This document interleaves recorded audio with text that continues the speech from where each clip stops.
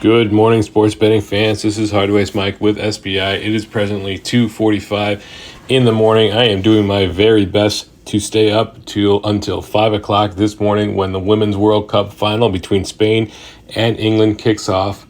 We'll see if I make it. I'm hoping I make it. We'll see if I make it past halftime there. But I had some time to kill. Figured I would bang out a podcast for you, let you know about all things sports betting this weekend. It's been very good so far.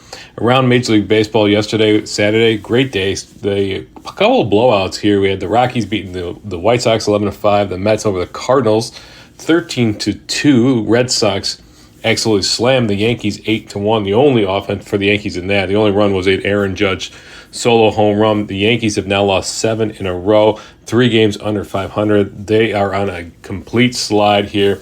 The Red Sox are in control of that series. Elsewhere, Dodgers won 3-1. We did have another blowout. The Phillies beat the Nationals 12-3. That was a 3-0 game. The Nationals were up, and then I believe it was a 3-run 7th, and then an 8-run 8th inning for the Phillies. Trey Turner had 2 solo home runs in the 8th inning, turned that into a rout. The Phillies win that one 12-3. Mariners won 10-3. A lot of high-scoring games yesterday, and then the Rays beat the Angels 18-4 in Game 2 of that doubleheader. The Angels did win Game 1 7-6. In the NFL, we had a ton of games going on. The Bears end up losing to the Colts in preseason, but it was a good game all around. We had some high-scoring games here. I believe it was the Buccaneers and the Jets was only 13-6, and then the Lions and Jaguars game started off pretty slow, but it did pick up there. If you bet the unders like you have in years past, you are doing very, very poorly. Chiefs beat the Colonels 38-10. 49ers over the Broncos 21-20. 34-17. Raiders over the Rams. So these are regular season scores here. You usually see preseason games not doing so hot on the scoring front, but certainly this year has been much, much different. Not sure what to attribute that to. We have a bunch of games coming up tomorrow. I'm going to skip over player props right now. There's only a few games that actually do have player props, and not every book has them, so we weren't not going to touch too much on those. We'll go over to our MLB Today page, and let's look at the Braves and the Giants. That game is at 12:35 p.m. Central Time. We've got Max Fried on the mound for the Braves. He's got a 4-1 record with a 2.57 ERA versus Jacob Younis for the Giants, 3-3 record with a 4.10 ERA. We'll go over to our game board here, find that game. Let's see. The Braves are the big favorites in this game, minus 245 over on FanDuel Sportsbook if you want to back them. Otherwise, you can back the Giants at plus 205 on Caesars Sportsbook.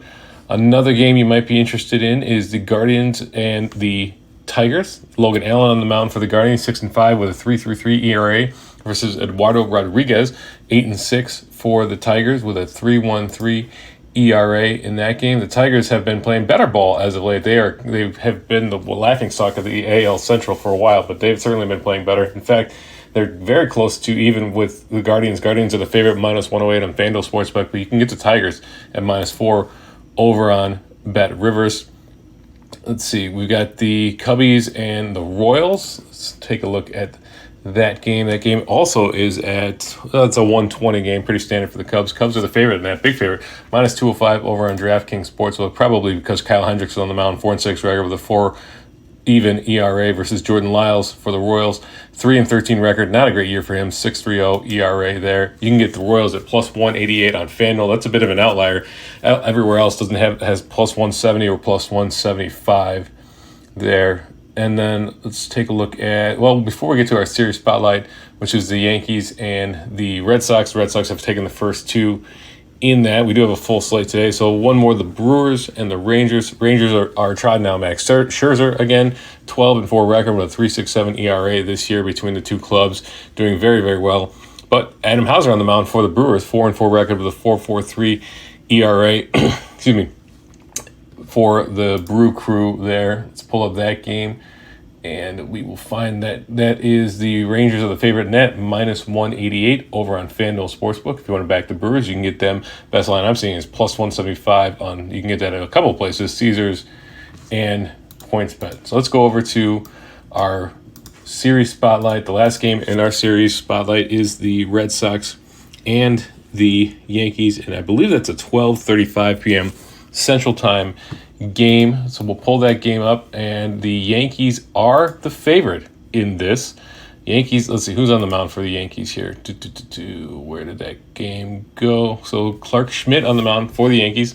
Pretty decent record, 8-7 record with a 4.76 ERA, 8.67 Ks per 9, 1.38 home runs per 9, and 9.66 hits per 9 versus Josh Winkowski for the Red Sox, 3-1 record. Not a whole lot of starts for him. 3.20 ERA, 7.33 Ks per 9, 1.11 home runs per 9, and just about 10.16 hits per 9. If we go over to the game board, we can see that the Yankees, as I mentioned, are the favorites. The best line is -118 over on FanDuel Sportsbook. And then if you want to back the Red Sox, every book that we see has +100 on the line for the Red Sox, including MGM, Caesars, PointsBet, FanDuel, DraftKings. I bet that BetRivers doesn't have a lineup yet for this one. They might not have it there. I don't see it anywhere, at least. So if we take a look, we can also look at the run line. Yankees -1.5, +172 over on FanDuel Sportsbook versus the Red Sox +1.5 and -190 over on BetMGM. Best line that we're seeing. So -190 for the Red Sox +1.5. That's under 200. If you wanted to back them, that's the place to do it, certainly. The over-under this is sitting at 9. It is shaded to the under, like the other games in this series. Under 9 at -120 on BetMGM and Caesars and DraftKings. Over 9 at even money across the board for those three places that we see. Yeah, plus money. So let's go ahead and take a look at the money line movement, and that looks like it opened here at that -118, -120 range, and it's pretty much stuck there. I'm sure it opened late. The Yankees-Red Sox game was I'm not sure what time that game was today. I didn't get a chance to watch it. On the Red Sox side of things, yeah, same thing. That opened up at right about that even money line there for the Red Sox. So not a whole lot of money line movement, but watch this. It's an early game. It's 12:35. It's game 3 in the series.